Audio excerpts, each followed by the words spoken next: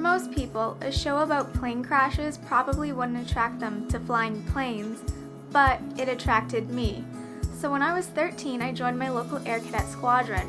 When I first got my uniform, there were no badges on it. But a few weeks later, I received my name tag and remember feeling proud when I saw it for the first time in the mirror. However, a year later, I could no longer wear the uniform because the boots were too heavy and caused pain in my hip. After 4 months of pain and 3 doctor's appointments, I was told I needed hip surgery because the ball and socket joint didn't fit properly. They called it hip dysplasia. The day of my surgery was filled with nerves, no pun intended. I was waiting with my family to be taken into the operating room when suddenly, the space around my bed was filled with people staring down at me.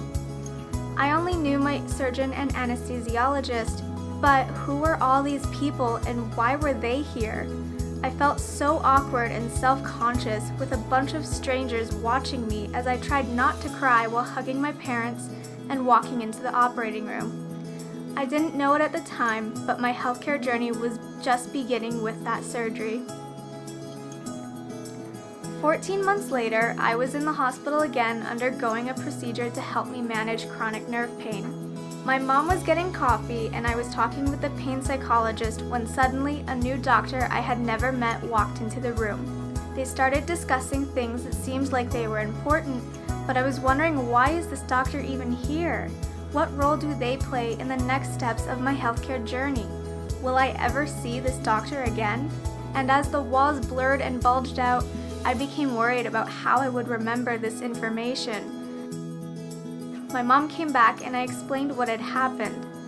We both felt apprehensive about the situation. After this experience, it began to feel like me and my healthcare team were not all on the same page.